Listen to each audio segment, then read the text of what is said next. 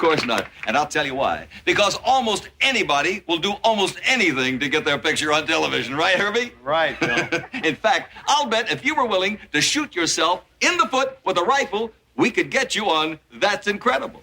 Really? How would I go about that? You see what I mean, right? So we talked a little bit, again, last episode, Rob, about the actor strike that affected the start of WKRP's third season. We talked a little earlier about reality shows that were just starting to bubble up at this point in TV history. But we have to go a little further back to kind of find, I think, what Real Families as an episode's inspiration is, apart from the 60 Minutes thing that we talked about with Tarakve's sort of grudge against them, is the 1973 series on PBS, An American Family. Yeah, that's one of the touch points here.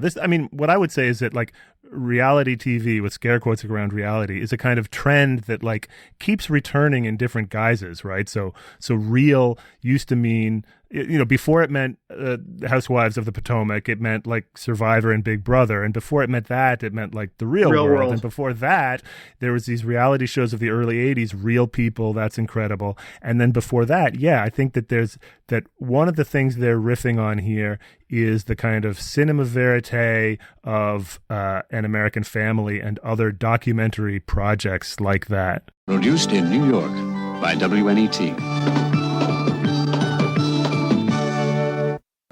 Located on the slope of the Santa Ynez Mountains, Santa Barbara faces south on the Pacific Ocean, 90 miles north of Los Angeles. This is the setting for our series.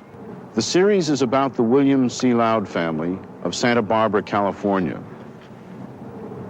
For 7 months, from May 30th, 1971 to January 1st, 1972, the family was filmed as they went about their daily routine. There is no question that the presence of our camera crews and their equipment had an effect on the Louds, one which is impossible to evaluate. It is equally true that the Louds had an effect on us, the filmmakers, for this was a cooperative venture in every sense of the word. The Louds are neither average nor typical. No family is. They are not the American family. They are simply an American family. It's another thing I haven't seen for a very long time. Yeah. And it's a 12 episode series, so it's 12 hours of this family from Southern California, the Louds. This series really documented the family's breakup, over the course of those episodes.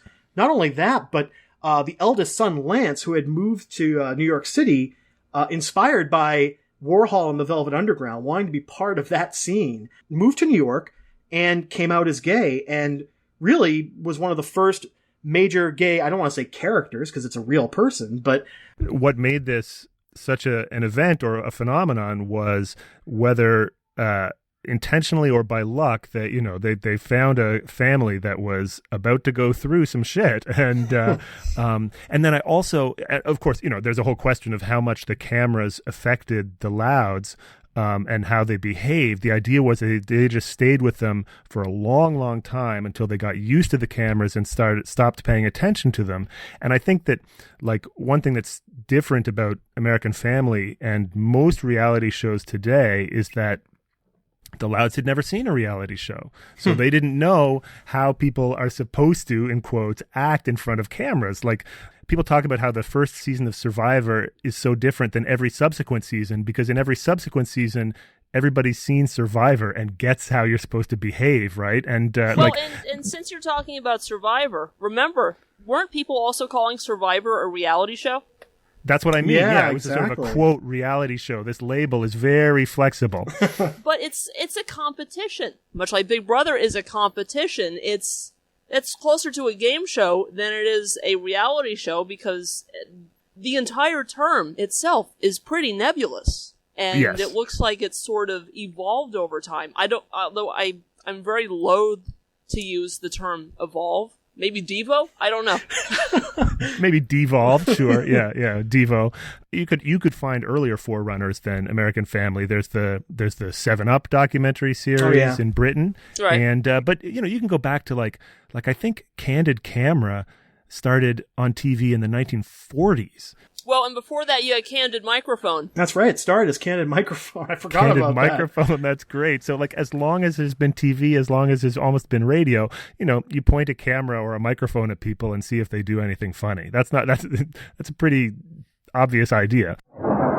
Good evening, ladies and gentlemen. Kentucky Club Pipe Tobacco, the choice of the people, presents Vox Pop, the voice of the people, direct from the RCA exhibit at the New York World's Fair. Vox Pop is conducted by Parks Johnson. Hello, everybody. How y'all? And yours truly, Wally Butterworth. On Vox Pop, the spotlight is directed on John Q. Public. Parks and I select people at random from the crowd, put them before the microphone, and ask them questions. Nobody is rehearsed. Anything can happen, and it usually does. When radio started, I mean, that was a new idea that came out, I think, in the late 30s, was the idea of taking the microphone onto the street and actually just talking to people unprepared.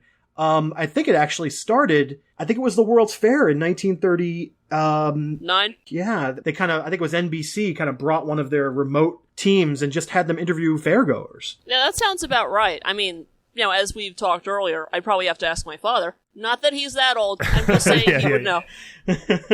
There's this thing called mass observation in the 1930s in Britain, which was a kind of sociological research with kind of a Marxist political leaning, where the idea was, instead of having kind of top-down elitist research, you just get ordinary people to write down everything in their lives. And so it's this really interesting historical set of documents for people looking at the social life of Britain in the 30s, because they just told them to write down anything, like what you had for lunch, or how many people you saw at the parade, or what you think about the Queen, and it was, the idea was just ordinary people recording everything. So even before we have mics and cameras, or they weren't using mics and cameras, this impulse, the documentary, recording everything with this sort of populist voice of the people, vox populi kind of frame to it.